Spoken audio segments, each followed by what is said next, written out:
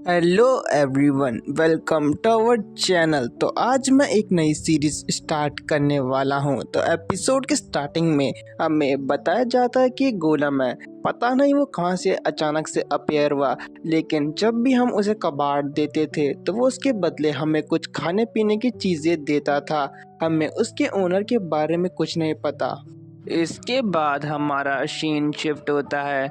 यहाँ पे दो बच्चों में से एक बच्चा उस गोलम से कह रहा होता है कि तुम कहाँ जा रहे हो, कल तो तुमने ये चीज़ें एक्सेप्ट करी थी।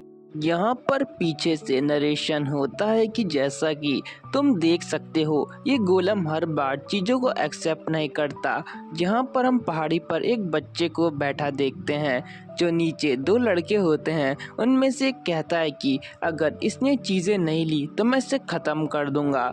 उसका दोस्त कह रहा होता है कि तुम्हें ऐसी बातें नहीं करनी चाहिए, वो गोलम बहुत खतरनाक है। एक बार तो उसने स्ट्रीट पे आकर बहुत सारे बच्चों को मार दिया था।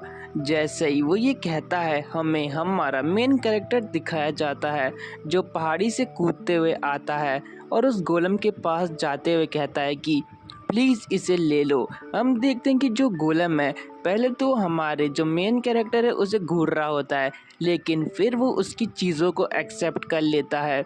यहाँ पर हम देखते हैं कि गोलम बड़े अजीब तरीके से जो सारा कबाड़ है उसे खा जाता है। जो पीछे बच्चे खड़े होते हैं उनमें से एक कहता है कि ये तो वही लड़का है, इसने फिर से उससे बात करके उसे अपना कबाड़ बेच दिया। ये हर बार पता नहीं कहाँ से आ जाता है। हम देखते हैं कि उसके बाद गोलम अपने हाथ से बहुत सारे खाने पीने की चीज़ें जो हमारा मेन कैरेक्टर है उसके बैग में डाल देता है। ये देखकर जो पीछे बच्चे खड़े होते हैं उनको बहुत गुस्सा आता है। वो बच्चे कह रहे होते हैं कि हर बार इसी को चीज़ें कैसे मिलती है, यहाँ ज़रूर कुछ ना कुछ गड़बड़ है, ये हर बार हमसे चीज़ें लेके चले जाता है। उसके जाने के बाद वो बच्चे बात कर रहे होते हैं कि उसके पास बहुत ज़्यादा खाना है, अगर हम उससे वो छीन ले तो कैसा रहेगा। तो वहाँ पे कोई कहता है कि क्या तुम उसके बारे में नहीं जानते, वो फैंटम है 7 सेक्टर का, बहुत ख़तरनाक है, मैंने सुना है उसके बारे में। यहाँ पर हम देखते हैं कि जो हमारा मेन कैरेक्टर है, जिसको हम फैंटम बुलाएंगे अब से, वो जा रहा होता है। फैंटम यहाँ पे कुछ सोच रहा होता है जो अभी हमें पता लगने वाला है। फैंटम सोचता है कि यहाँ 7 लोग हैं जो मेरा पीछा कर रहे हैं। तो फैंटम चिल्ला के कहता है कि जल्दी से बाहर आ जाओ, तुम कब तक मेरा पीछा करने वाले हो। तभी हम पीछे कुछ गुंडों को देखते हैं जिनकी धुलाई होने वाली है। ऑब्वियसली मेन कैरेक्टर के सामने कौन ही टिक सकता है। उनमें से जो मोटा है वो कहता है कि रे, मैंने सुना कि तुम्हारे पास कुछ खाने की चीज़ें हैं, तो मैंने सोचा कि मैं तुम्हें उनसे चुपचाप छीन लूँगा अचानक अटैक करके। भाई मोटा बहुत ओवर कॉन्फिडेंस है। यहाँ पर हमारे मेन कैरेक्टर का नाम रे भी है, फैंटम भी है, फैंटम निकनेम होगा। वो मोटा आगे कहने वाला होता है, तभी रे कहता है रॉन, तुम्हें याद नहीं मैंने लास्ट टाइम तुमसे क्या कहा था, अगर तुम मेरे सामने आए तो मैं तुम्हारे पैर तोड़ दूंगा। तभी जो रॉन होता है वो कहता है कि मैं लास्ट टाइम की तरह तुम्हें हल्के में नहीं लेने वाला, इसलिए जल्दी से जो अपना बैग है वो हमारे सामने छोड़ के भाग जाओ। ठीक है बच्चे, यहाँ पे हमारे मेन कैरेक्टर को बच्चा कह रहा है। तभी आगे कहता है कि अगर तुम नहीं गए तो मैं तुम्हारे टुकड़े करने वाला हूँ, समझ गए तुम रे। यहाँ पे रे भी उस मोटे को घूर रहा होता है कि आखिर ये करेगा क्या। रे यहाँ पे मोटे से कहता है कि क्या तुम मजाक कर रहे हो, अगर ये मजाक नहीं है तो इसका मतलब ये है कि तुम मुझे यहाँ पर मारने वाले हो। चलो फिर मैं भी अपना प्रॉमिस पूरा करूँगा कि मैं तुम्हारे पैर तोड़ दूँगा। यहाँ पे फैंटम अपने बारे में बताता है कि मेरा नाम फैंटम है, मेरे अंदर कोई इमोशन नहीं है, बस मैं ऐसे ही मूव करता रहता हूँ और मैं देख सकता हूँ कि कौन मेरे बारे में क्या सोचता है। तभी हम देखते हैं कि मोटा उस पर अटैक करते हुए कहता है कि बास्टर्ड, आज तो मरने वाला है।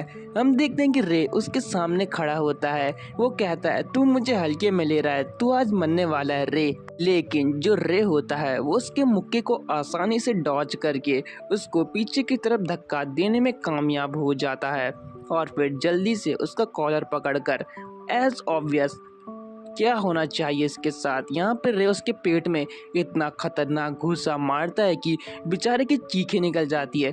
भाई लगता नहीं कि अब खड़ा होने वाला है, क्या पता हो जाए थोड़ी देर में।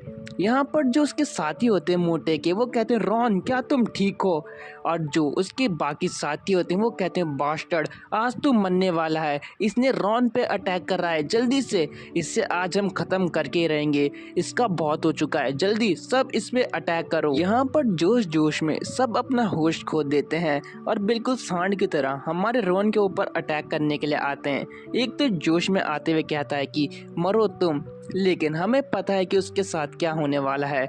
यहाँ पे रॉन का जो चेला होता है वो जैसे ही अटैक करता है तो हमारा मेन कैरेक्टर रे, उसका जो मुंह होता है ना, नाक बिल्कुल ठुड्डी तोड़ देता है, बेचारे की बहुत बुरी हालत हो जाती है। फिर उसके साथ ही फिर कहते हैं पीटर क्या तुम ठीक हो, पर जैसे ही कोई दूसरा ये कहता है तभी रे जो दूसरा है उसकी भी ठुड्डी तोड़ देता है और बिल्कुल डेविल की तरह लग रहा होता है। भाई साहब आगे हमें वहाँ से बस चीखें ही सुनाई देती है, जैसा कि सीन देख ही सकते हो कितना खराब है। यहाँ पर रे जो होता है वो बिल्कुल खड़ा होता है और कहता है कि गधों का जो नंबर है वो बढ़ जाए तो वो घोड़े नहीं बन सकते, क्या तुम ये बात भूल गए रॉन। यहाँ पर रॉन कहता है कि प्लीज़ मेरे पास मत आओ वरना तुम्हारे लिए अच्छा नहीं होगा। तो रे कहता है कि मैंने तुमसे कुछ कहा था कि अगर तुम मेरे आसपास भी दिखे तो मैं तुम्हारे पैर बिल्कुल तोड़ने वाला हूँ। यहाँ पर जो रॉन होता है उसने अपने पीछे चाकू रखा होता है, लेकिन बेचारे पे दिमाग नहीं होता और कहता है कि राक्षस तू मेरे सामने तो मैं तुझे ख़त्म कर दूंगा। ये देखकर तो भाई जो हमारा रे है उसका बिल्कुल दिमाग ख़राब हो जाता है। वो कहता है कि रॉन अब तो तुमने जो अपनी हद है उसे पार कर चुका है। तभी यहाँ पे सीन शिफ्ट होता है, जो रे है वो हमें अपनी पास्ट स्टोरी के बारे में बताता है। रे बताता है कि जब वो छोटा था तो उसे कुछ भी इमोशन महसूस नहीं होते थे, उसे कुछ दर्द नहीं होता था। जो बाकी बच्चे थे वो कहते थे कि आखिर इसे इतनी चोट लगी है, इसको दूसरी स्ट्रीट वालों ने इतना मारा है, फिर भी इसको रोना बिल्कुल नहीं आ रहा।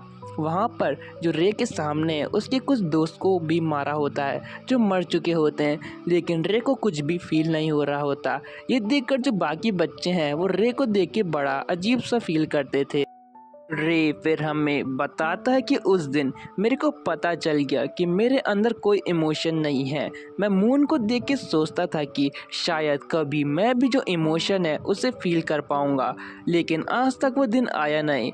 लेकिन ऐसा दिन ज़रूर आएगा जिस दिन मैं उन्हें अच्छी तरह फील कर पाऊंगा। लेकिन एक चीज़ तो मैं समझ गया, भले ही मैं इमोशन फील नहीं कर सकता, लेकिन जो मैं दूसरों के इमोशन है उसे पढ़ सकता हूँ कि वो मेरे बारे में क्या सोचते हैं। यहाँ पर जो रॉन होता है वो कह रहा होता है कि बास्टर्ड जल्दी से यहाँ से भाग जा। फिर तभी जो रे है वो कहता है कि मैं तुम्हारे इमोशन को देख सकता हूँ, तुम्हारा जो हर्ट है वो पूरा डार्कनेस से कवर्ड है, इसका एक ही मतलब है कि तुम बिल्कुल गंदे इंसान हो जो कभी किसी के बारे में अच्छा नहीं सोच सकता।